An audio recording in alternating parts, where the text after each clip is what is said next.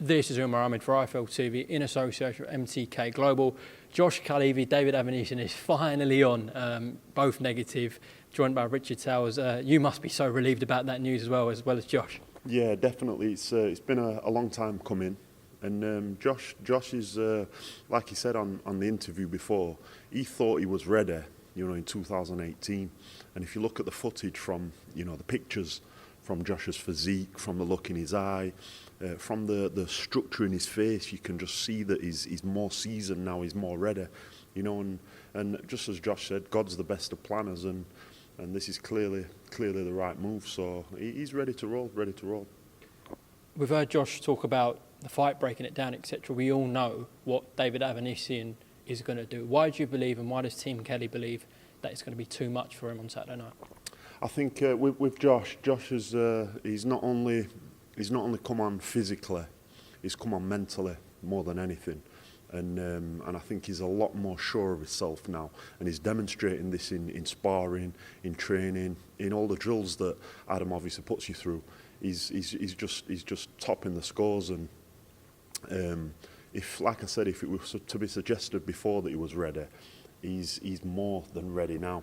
And you just think to yourself, if you get this guy another 6 months, he'd be phenomenal, because he's not took his foot, he's not gone off the boil. He's been on the game ever since, since the first knockback. So I think if Avanesyan is missing anything, I think it's going to tell in the fight, because I can't really see, and I'm not just saying it because I've got a biased view, obviously with Josh, but I think Avanesyan, if he's missing something, he's going to get exposed, definitely. Okay, well, everyone tune in Saturday night. It's going to be a fantastic fight. Hopefully lives up to the billing. Richard, I do want to get your assessments and viewpoints on the heavyweight scene at the moment. Obviously, we are gearing towards the fight that everyone wants in Tyson Fury and Anthony Joshua. Have you got a breakdown of that fight? Yeah, I think there's everything to suggest that Tyson can get in there with anybody now after his stuff with Deontay. Whatever happened, Tyson brought it to the table and got the result that he wanted and his team wanted. So if he can take that to the table with Deontay, just think what he can do with Joshua, and that's not by any means dismissing what Joshua can do, because we all know Joshua's big, he's strong, he's got the experience, he's got the amateur Olympic grade. So I think it'll be a good fight for as long as it lasts. I think Tyson will pull another shocker out of the bag, and Tyson's got all the bells and whistles, and he knows how to play them, So I think again, if Joshua's not firing on top form, I think Tyson's going to expose that, and that's not me sitting on the fence, that's just me being realistic.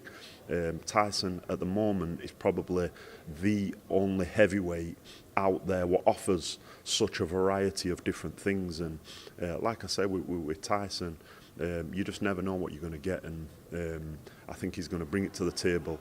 I think he's going to shock the world again, because he's got momentum now, and he's got confidence in his ability. I think he always has done, but that just grows and grows as time goes on, and Tyson's been busy. One of the things that really stands out predominantly for me is that the battle Tyson overcome with regards to his own demons, with regards to his own issues.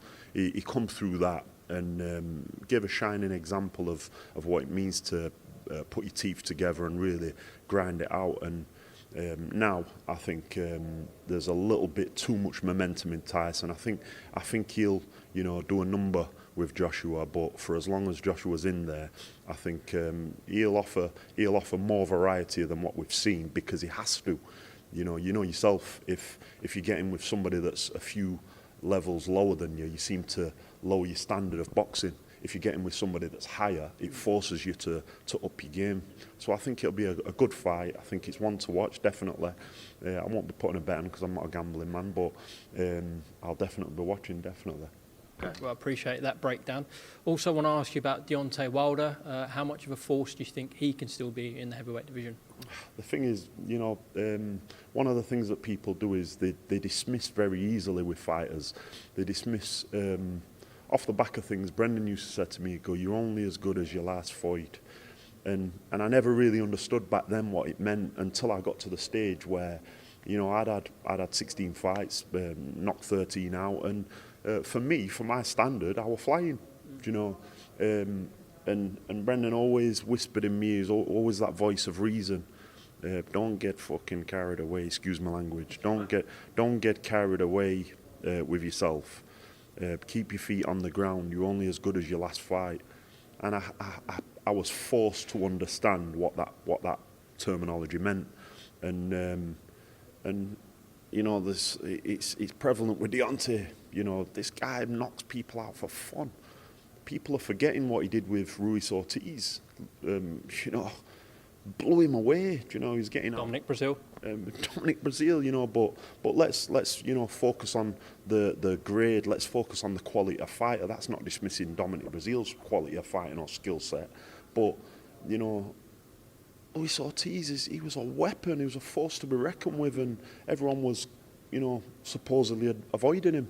And Deontay got in there against all odds. Knew what it was going to be like going in against a crisp boxer such as Ortiz, and just sat it out, then boom, put him to sleep. And anybody with that type of ability is always going to offer a significant threat.